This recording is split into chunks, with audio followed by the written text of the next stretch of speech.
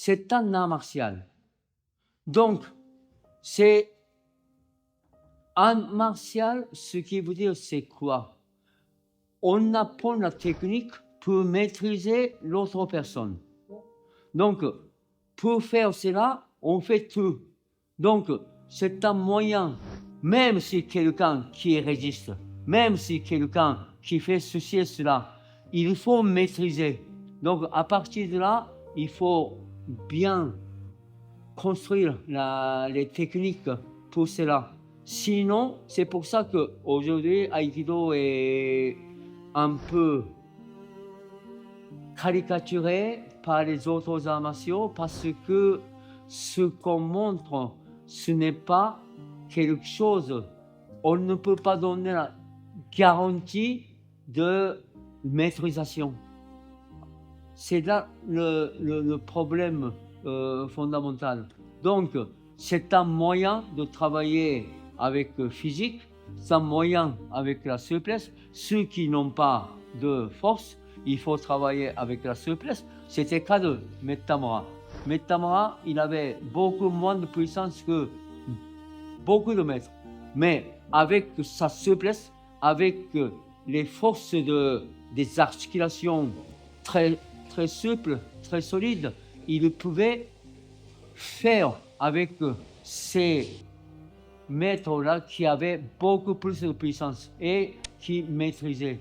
Donc, on doit d'abord maîtriser quelqu'un avec n'importe quelle façon. À partir de là, il faut faire chacun de sa recherche avec quelle façon on doit travailler. C'est pas toujours avec, c'est dur avec la souplesse, mais il faut bien construire avec votre sens. C'est là que c'est très important. Aujourd'hui, dans l'aïkido en France, il y a des enseignants qui affirment que l'aïkido est une pratique qui est plus une pratique de bien-être. Est-ce que tu penses que l'aïkido, sans le côté martial, ça a encore un sens? Ça, je ne sais pas d'où ça vient, c'est bien-être, c'est si c'est quelqu'un qui peut arriver à cet état-là, je serais très content. Si, en pratiquant, on met toute la force physique là, après, on sent bien. C'est si on dit ça bien-être là. Mais sinon, je n'ai jamais vu quelqu'un qui était bien-être, sauf au sensei. Les autres personnes, je n'ai jamais vu. Bien-être, c'est quand on fait les efforts avec toute la force et si on peut avoir le résultat, même sans résultat, c'est vous avez sorti toute votre capacité, ça peut être bien. Moi, j'ai eu deux fois, quand j'étais débutant, j'ai chuté énormément. On demande au gradé de faire chuter. Et deux fois, je n'ai pas compris comment je suis rentré à la maison. C'est-à-dire que comme si j'étais alcoolisé et on ne pouvait pas trouver la mémoire comment je suis rentré à la maison. Totalement perdu le moment pendant une heure de trajet. Je n'avais aucune conscience, mais c'est l'instant qui me dit que je rentre là. Donc, ce moment-là, c'est le moment de abstraction totale.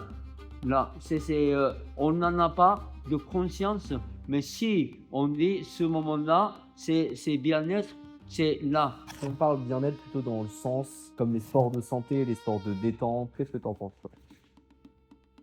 Ça, c'est les gens fabriquent dans la tête. Ils le volent là. Mais si on ne fait pas physiquement 100%, nous ne pouvons pas avoir cette satisfaction-là. C'est impossible. Là, il y a des gens qui parlent de là, mais si ce n'est pas quelqu'un qui a sorti 100% de puissance, là, je ne crois pas qu'on peut arriver à cet état-là. On sent dans ta pratique que la pratique des armes est très importante dans l'aïkido. Est-ce que tu penses qu'une pratique sans les armes, c'est envisageable pour quelqu'un qui veut comprendre le travail à main nue? Les armes, la manu, il faut travailler ensemble. L'aïkido, c'est ça. Parce que comme on fait avec les armes, on travaille beaucoup de force de petit doigt. C'est là qu'on utilise pour tout le monde Ikkyo, Nikkyo, Sankyo, même Yonkyo, Kotegaeshi, Shihonage. Donc, ce n'est pas que les armes, c'est important. C'est pour la pratique de l'aïkido, c'est indispensable. C'est beaucoup plus que ça. C'est pas important. Il faut faire les armes. Mais les armes, si on ne fait pas les armes, on ne peut pas comprendre la technique d'aïkido manu. Donc, on est obligé de travailler ensemble. Là, c'est indispensable. Ce n'est pas qu'on a besoin, mais c'est associé avec l'arme et la technique manu. On n'a plus de points de repère. S'il n'y a pas de dessin d'architecte, on ne peut pas construire le bâtiment. Il faut pouvoir expliquer. Et quand il y a des questions, il faut pouvoir répondre à toutes les questions.